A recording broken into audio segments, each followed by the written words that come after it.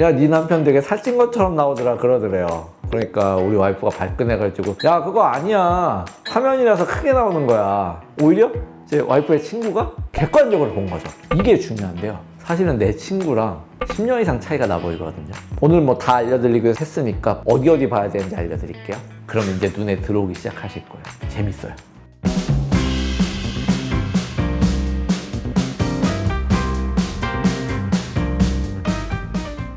네, 안녕하세요. 당신만의 피부 정답, 김태형의 피부 공식 김태형입니다. 저희가 오늘 이야기해볼 주제는 외모를 결정짓는 1%의 차이가 있다고 원장님께서 몇 번 얘기를 해주셔가지고 그럼 외모의 단계를 끌어올리려면 내가 갖고 있는 최대치의 아름다움을 만들려면 뭘 해야 될지 원장님한테 한번 가이드를 받고자 주제를 준비했습니다. 일단은요, 저는 뭐 예쁘다, 잘생기다, 눈이 아름답다, 코가 예쁘다, 뭐 입술이 예쁘다 이런 거 말고 외모를 요새 규정 지을 때 가장 중요시하는 거는 저는 그래도 동안인 것 같아요. 동안으로 보이게 하는 거. 이게 점점 중요시가 되는 거는 요즘 관리된 30대가 아니고 관리된 40대, 관리된 50대. 여기서 사실은 내 친구랑 10년 이상 차이가 나 보이거든요. 제가 얼마 전에 대학교 동기 아버지 상이 있어가지고 상갓집에 갔다 왔어요. 졸업하고 20년 만에 이제 보는 대학교 동기들을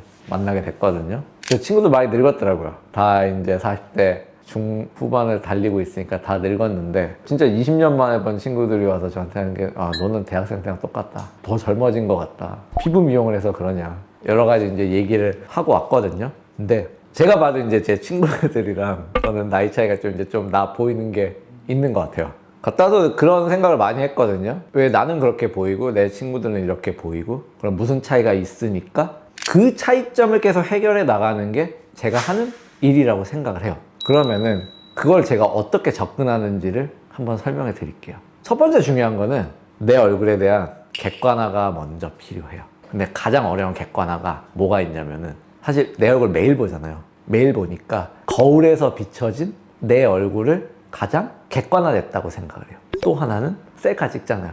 그럼 남이 찍은 사진, 그 사진이 내 모습이라고 생각을 해요. 거울도 왜곡되고 사진도 왜곡이 되죠. 근데 왜곡뿐만 아니라 내 얼굴을 매일 보다 보면은 객관화가 떨어져요. 조금씩 변화가 나타나는데 그게 정말 첨차년전 나타나 버리는 거예요. 그래서 그게 나한테 캐치가 딱 안 되는 거거든요. 근데 오히려 처음 보는 사람이나 아니면은 3개월 만에 보거나 6개월 만에 봤으면은 그 변화가 오히려 그 분이 더 캐치가 잘 될 거예요. 내 얼굴이 어떻게 변화가 됐는지. 이런 일이 있었어요. 제가 이제 다이어트 하기 전에 제 와이프의 친구가 저희 구독자인 거죠. 그래서 저희 집에 놀러 왔는데 저희 와이프한테 야, 네 남편 되게 살찐 것처럼 나오더라 그러더래요. 그러니까 우리 와이프가 발끈해가지고 야, 그거 아니야, 화면이라서 크게 나오는 거야. 그래서 그냥 그러고 넘어갔다고 하더라고요. 근데 그게 제가 살쪘을 때거든요. 근데 우리 와이프도 매일 내 얼굴을 보니까 객관화가 떨어진 거예요. 점점점 그렇게 살이 쪄갔는데, 그리고 내 편을 들어준 것도 있고, 그게 이제 객관화에 대한 얘기인 것 같거든요.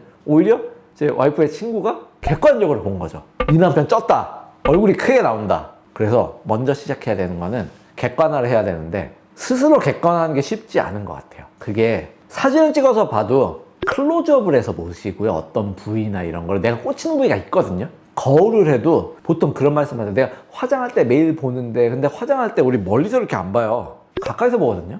그래서 그 부위만 봐요. 그 부위 어떤 하나의 단점이나 이 부위가 예전 같지 않다, 이거는 느껴서 오시거든요. 근데 그것도 맞아요. 근데 전체적인 객관화를 봐야 돼요. 이게 중요한데요. 제가 보는 거는 나이 들면서 뭐가 어떻게 변화됐는지예요. 그리고 더 중요한 건 나이 들면서 이 볼륨의 변화가 어떻게 나타났는지를 봐요. 나이 들면서 저한테 나타나는 큰 변화가 3가지가 있어요. 어떤 변화가 있냐면 첫 번째는 뼈가 점점 줄어드는 부위가 있어요. 뼈 자체가 줄어드는 부위가 있거든요. 그 줄어든 부위는 그 자체가 볼륨이 줄어들어요. 근데 볼륨이 줄어들면서 나타나는 게 그게 작아지는 게 아니고 피부는 그대로 있잖아요. 살은 그대로 있잖아요. 그게 좀 더 처져 보이고 밸런스를 망가뜨리게 될 수가 있어요. 우리 뼈가 점점 변해요. 뼈도 나이 들면 변해가는 거거든요. 뼈가 줄어든 부위. 두 번째, 유명한 논문이 있는데요. 슈퍼피셜 팻층과 딥팻층, 지방층에도 2가지 층이 있다고 되어 있어요. 근데 그 층 중에서 깊이 있는 지방층은 대부분 줄어들고요. 슈퍼피셜하게 피부 겉쪽에 있는 지방층은 점점 늘어나요. 그러면은 늘어난 부위는 불룩해 보이고 꺼진 부위는 쑥 들어가 보이겠죠? 이게 격차가 벌어지는 거예요.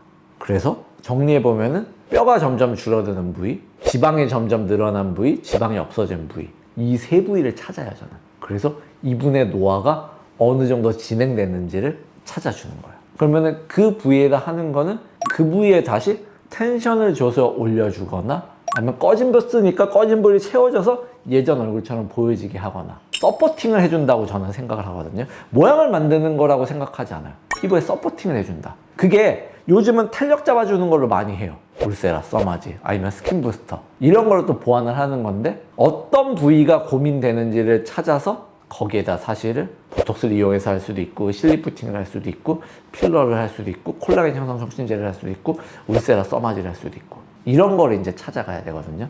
오늘 뭐 다 알려드리고 했으니까 부위 어디 봐야 되는지 알려드릴게요. 위에부터 시작하죠. 관자. 내 관자 부위가 꺼져 있는지 아닌지부터 찾으세요. 생각보다 우리 동양인한테 되게 중요한 부위예요. 관자 꺼져 있는지 안 꺼져 있는지. 두 번째, 눈밑 꺼져 있는지 안 꺼져 있는지. 눈밑은 꺼지기도 하고요. 눈밑 지방이라는 부위는 튀어나오기도 해요.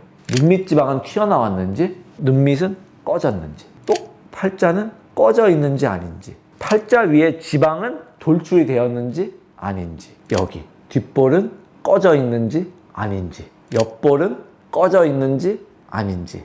입술이 말려 있는지 아닌지. 입술이 말려서 볼륨이 부족해 보이진 않는지. 턱의 볼륨이 줄어들진 않았는지. 턱이 짧아지진 않았는지. 옆에서 봐서 무턱이 있는지 없는지. 또 하나는 늘어진 부위가 있는지 없는지. 또 살이 늘어진 부위가 있는지 없는지. 턱 라인, 이중턱이라고 불리는 부위야. 살이 늘어진 부위가 있는지 없는지. 또 하나 조금 더 나가면은 목이 늘어지진 않았는지, 목이 탄력이 떨어지진 않았는지 얘네들도 같이 봐줘야 돼요. 제가 지금 짚어낸 것들 있죠. 이 부위들의 객관화를 먼저 해야 돼요. 비대칭 이런 거 말고요. 내가 이 부위의 변화가 줄었는지 증가됐는지. 줄어든 부위는 줄어든 게 덜 보이도록 해결을 해야 될 것이고 튀어나온 부위는 그거를 감소시켜지게 보이려고 노력을 해야겠죠. 이 방법들은 지금부터는 여러 가지가 있어요. 그리고 그 분에 맞는 방법들을 찾아서 제가 시술 플랜을 짜야 돼요.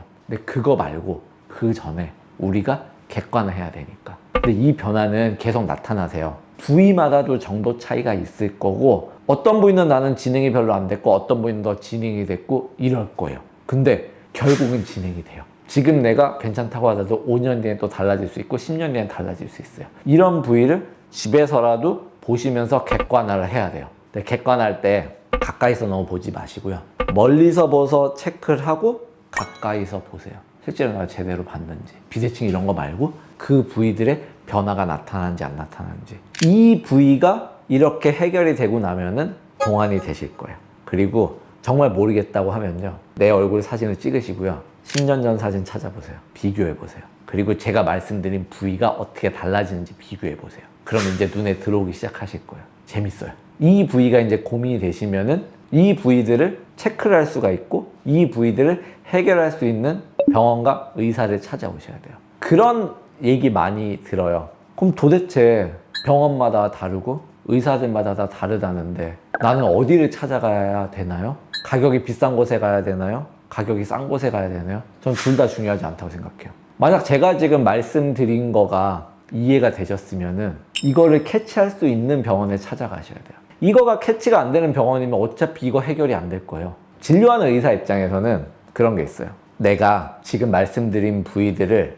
해결을 할 수 있어야 이 부위가 보이기 시작해요. 그리고 그 경험이 있어야 이 부위들이 보이기 시작하거든요. 근데 이게 보이지 않는다면은 해결 안 되는 거죠. 경험도가 부족한 거죠. 이걸로서 구분이 될 거예요. 제가 지금 말씀드린 부위들을 체크를 할 수가 있고 이걸 해결할 수 있는 병원에 가서 당장 시술 안 맞는다고 하더라도 진료라도 받아보고 진단도 받아본 다음에 아 그럼 나한테 필요한 것들이 무엇인가 이거 플랜이라도 잡는 건 저는 되게 중요하다고 생각해요. 사실 이거부터 시작이에요. 말씀 안 드린 것도 너무 많아요. 여기서 한 단계 더 나아가려면은 요즘은 스킨 퀄리티가 좋아야 돼요. 피부가 좋아 보여야 동안으로 보이거든요. 근데 피부가 좋아 보이려면 두 가지를 다 잡아야 돼요. 하나는 색소. 색소들이 어느 정도 없어야 또 동안으로 보여요. 두 번째는 진짜 우리가 생각하는 스킨 퀄리티, 피부 건강도 이걸 올려야 돼요. 이런 것들이 그 다음에 또 나중에 해야 될 일들인 것 같아요. 못생김을 매력으로 만드는 어떤 그 비밀도 있다고 생각하시나요? 저는 그건 자존감의 싸움이라고 생각해요.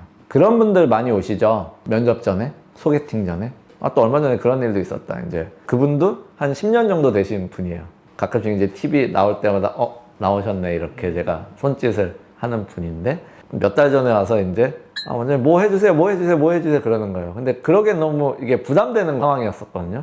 이거는 오늘 하면 안 되고 좀 이따 해야 되고 이러는데 그랬더니 원장님 사실은 이번 주말에 소개팅이 있는데 제가 너무 오랜만에 하는 소개팅이어가지고 신경을 진짜 쓰고 싶어요 라고 하더라고요. 그래서 그럼 해야죠 라고 이를 악물고 좀 열심히 했던 것 같아요. 그러고 한 달 전쯤에 다시 오셨어요. 조용히 티 안 내면서 잘 되셨냐 물어봤더니 잘 됐다고 하더라고요. 성공 케이스죠. 오랜만에 하는 소개팅이라고 하셔가지고 잘 됐으면 좋겠는 마음이 지금은 또 어떤지는 모르겠지만 이렇게. 근데 이 얘기가 왜 이렇게 갔냐면은 자신감을 얻고 싶어서 사실 오신다고 생각을 해요. 그리고 외모가 잘생기다 못생기다 이거보다 저는 매력 있다 매력 없다 이게 중요한데, 그거는 외모 자체에서 오는 것도 있지만 눈빛에서 오는 것도 있고 말투에서 오는 것도 있고 제스처나 옷차림새도 그러겠죠. 여러 가지. 아니면은 매너 이런 것도 이제 다 같이 온다라고 생각을 해요. 근데 요즘 이제 환자분들 중에서 되게 자신감 없고 의기소침해서 오시는 분들이 있어요. 저랑 아이 컨택도 거의 못하고, 물론 타고난 성향이 그럴 수도 있지만 그런 분들이 저는 수술이 아니니까 확 달라질 수 없어요. 근데 자신감을 좀 얻어서 자존감이 올라간다고 하면은 매력적인 분이 되지 않을까라고 생각을 해요. 자신감, 자존감이 떨어질수록 자꾸 마음이 꼬여가거든요. 베베 꼬인다는 우리나라 표현이 있잖아요. 그 말이 맞아요. 저도 똑같은 것 같아요. 저도 제가 움츠러들고 그러면은 베베 꼬여버리는데, 좀 그래도 여유 있고 이런 자신감, 자존감이 높아지면은 그걸 더 여유 있게 좀 볼 수가 있고, 그게 이제 그냥 자연스럽게 드러난다고 생각하고, 저는 그걸 요즘 매력이라고 생각을 하거든요. 근데 제가 하는 게 그런 그분의 자신감과 자존감을 높이는데 조금이라도 도움을 줄 수 있다고 하면은 저는 그 자체가 그분의 매력도를 1점 올리는데 기여하지 않나 이렇게 생각을 해요. 그래서 사실 저희가 오늘은 어떻게 보면 외모를 결정짓는 정말 중요한 비밀에 대해서 좀 얘기를 해봤는데, 사실 저는 되게 좋은 이야기가 오늘 많았던 것 같아서 많은 분들이 보시고 자기 이해와 용기를 찾아가셨으면 하는 마음이 있어서 한번 마지막으로 또 원장님 메시지를 또 주시면. 외모 지상주의는 저는 좋지 않다고 생각해요. 근데 내 외모가 조금의 업그레이드가 돼서 나한테 자신감과 자존감을 줄 수 있다면은 저는 그만큼 좋은 것도 없다고 생각해요. 어찌 보면 뭐 리프레시 그렇게 할 수도 있을 거고, 더 내가 동안으로 이렇게 보일 수 있도록. 사실 저 친구들이 야 너 동안으로 보인다고 해서 되게 자신감 얻고 왔거든요. 지금도 이렇게 웃으면서 얘기하는 거 보면 되게 자신감을 얻은 거죠. 집에 가서 와이프한테도 막 자랑하고 했거든요. 너무 외모 지상주의로 빠지면 안 되지만 그래도 어느 정도 우리가 이거를 가꾸면서 건강한 몸과 마음을 가져서 건강한 인플루언싱을 할 수 있도록 했으면 좋겠다는 게 제가 드리고자 하는 얘기인 것 같네요. 피부 미용, 외모 지상주의 나쁜 것만 아니다. 나한테 긍정적인 효과 충분히 줄 수 있다. 그러려면은 아까 말씀드린 자기 객관화 한번 하고 전문가한테 도움을 요청하자. 자기 객관화가 잘 안 될 거예요.